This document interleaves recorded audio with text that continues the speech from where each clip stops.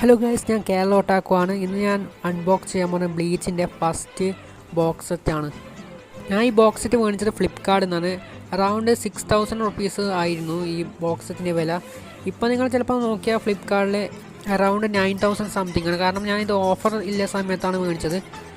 അതുപോലെ തന്നെ ഞാൻ മേടിച്ച സമയത്ത് അധികം എക്സ്ട്രാ ചാർജസ് ഒന്നും മേടിച്ചില്ല. ഈ ഡെലിവറി ഫീസ് അങ്ങനെയൊന്നും മേടിച്ചില്ല. മറ്റേ ബോക്സ് സെറ്റിൻ്റെ തുകയെ മേടിച്ചില്ല. പിന്നെ അല്ലാതെ ഇത് 1 വീക്കായിരുന്നു ഇത് എത്തിച്ചേരാൻ വേണ്ടി. പക്ഷേ എന്തെങ്കിലും വെർത്തിട്ടാണെന്ന് എന്നോട് ഞാൻ ഗ്യാരണ്ടി തരാം. കാരണം ഇതിൻ്റെ ഒറിജിനൽ പ്രൈസ് ഏകദേശം 10,000 റുപ്പീസ് ആണെങ്കിലും പക്ഷേ എനിക്ക് ഓഫർ കാരണം കൊണ്ട് 6000 സംതിങ് കിട്ടി. ആദ്യത്തെ വോളിയത്തിൽ നമ്മൾ ഇച്ചിഗോ ചങ്ങയുടെ സെമ്പോട്ടോ പിടിച്ചിട്ട് ഇങ്ങനെ നിൽക്കുന്നതാണ്.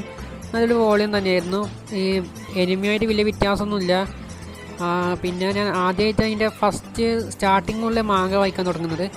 ഞാൻ റീഡും വേണ്ടി മേടിച്ചത്. പിന്നെ കുറച്ച് കളക്ഷനും ഉണ്ടാക്കാൻ വിചാരിച്ചു മാങ്ങേൻ്റെ. പിന്നെ ലാസ്റ്റ് നമ്മൾ നോക്കുമ്പോൾ അതിൻ്റെ ഒരു ക്യാരക്ടറിൻ്റെ ഒരു ചെറിയ സ്കെച്ചെല്ലാം ഉണ്ട്. ഒരു നല്ലൊരു വോളിയമായിരുന്നു ഫസ്റ്റ് വോളിയം. സെക്കൻഡ് വോളിയത്തിലെ കവർ റൂഗിയാണ് മറ്റേ നമ്മുടെ സെക്കൻഡ് ക്യാരക്ടർ. പിന്നെയുള്ളത് വോളിയം 3 ആണ്. വോളിയം 3 കവറിലുള്ളത് ഹോരിഹീമിയാണ്, ഒരു നല്ലൊരു ക്യാരക്ടറാണ്.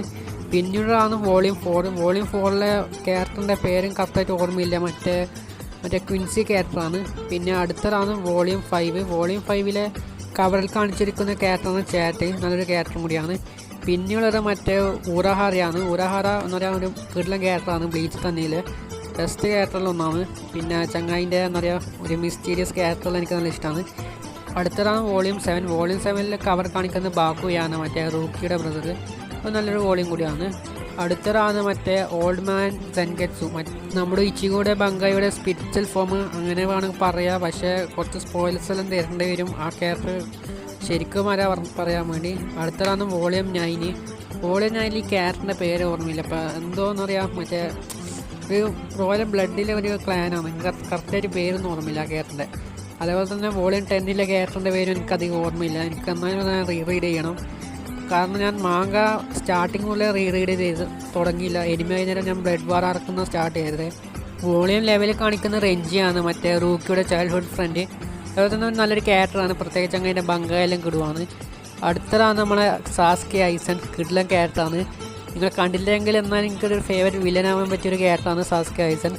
അടുത്ത ക്യാരക്ടറിൻ്റെ പേരാണ് കെംപാച്ചി. കെംപാച്ചി ഒരു മാസ് ക്യാരക്ടറാണ്. നിങ്ങൾ ബ്ലീച്ച് വായിച്ചതോ അല്ലെങ്കിൽ കണ്ടവർക്ക് മനസ്സിലായിട്ടുണ്ടാകും എത്രയുള്ള ക്യാരക്ടറാണ് കെംപാച്ചി. അടുത്ത വോളിയത്തിൽ കാണിക്കുന്ന മറ്റേ ക്യാരക്ടറിൻ്റെ പേര് ഓർമ്മയില്ല. മറ്റേ ഒരു ലൂട്ടനൻ്റാണ്. അതുകൊണ്ട് ഞാൻ അധികം പറയുന്നില്ല ആ ക്യാരക്ടറിനെ കുറിച്ച്. എനിക്കധികം ഓർമ്മയില്ല ആ ക്യാരക്ടർ. അതുപോലെ തന്നെ ഈ ക്യാരക്ടർ എനിക്കധികം ഓർമ്മയില്ല, ഈ വോളിയം 15ലെ ക്യാരക്ടർ. അടുത്തതാണ് വോളിയം 16. വോളിയം 16ൻ്റെ മെയിൻ ക്യാരക്ടറിൻ്റെ പേര് എനിക്ക് ഓർമ്മയില്ല സത്യം പറഞ്ഞാൽ. പിന്നെ വോളിയം 17 മറ്റേ ഒരോച്ചി എന്ന പേര് തോന്നുന്നു, നല്ലൊരു ക്യാരക്ടറാണ്. പക്ഷെ എനിക്ക് എല്ലാ ക്യാരക്ടറിൻ്റെ പേരൊന്നും ഓർമ്മ കിട്ടുന്നില്ല. അപ്പം ഇതൊരു വേറൊരു ക്യാപ്റ്റനാണ്. ഈ ക്യാപ്റ്റൻ്റെ പേരും എനിക്കധികം ഓർമ്മയില്ല. പിന്നെ വോളിയം 90ൽ നമുക്ക് ഇച്ചിഗോനെ കാണാം. ഇച്ചിഗോ ആദ്യമായി ബംഗായി യൂസ് ചെയ്യുന്ന വോളിയമാണ് തോന്നുന്നു. നമുക്ക് ബാക്ക് നോക്കുമ്പോൾ കാണാം ഇച്ചിഗോൻ്റെ ബംഗായി ഫോം. അടുത്തതാണ് വോളിയം 20. വോളിയം 20ലെ നമ്മളെ കവർ കാണുന്നത് മറ്റേ ജിന്നാണ് ഓൻ്റെ പേര് തോന്നുന്നു, ഗെയിനാണ് ജിന്ന അങ്ങനെ എന്തോ ആണ്. പിന്നെ ലാസ്റ്റ് വോളിയമാണ് വോളിയം 21. ഈ കവറിൽ കാണുന്ന ക്യാരക്ടറിൻ്റെ പേരാണ് സാഞ്ചി, ഒരു പണ്ടത്തെ ഒരു എക്സ് ക്യാപ്റ്റനാണ്. പിന്നെയുള്ളത് ഒരു ഗൈഡ് ബുക്കാണ് ബ്ലീച്ചിൻ്റെ. ഞാൻ റെക്കമെൻഡ് ചെയ്യും ബ്ലീച്ച് വായിച്ചതിന് ശേഷം ഈ ഗൈഡ് ബുക്ക് വായിക്കാം. കാരണം കുറച്ച് എക്സ്ട്രാ ഇൻഫർമേഷനിലുണ്ട്.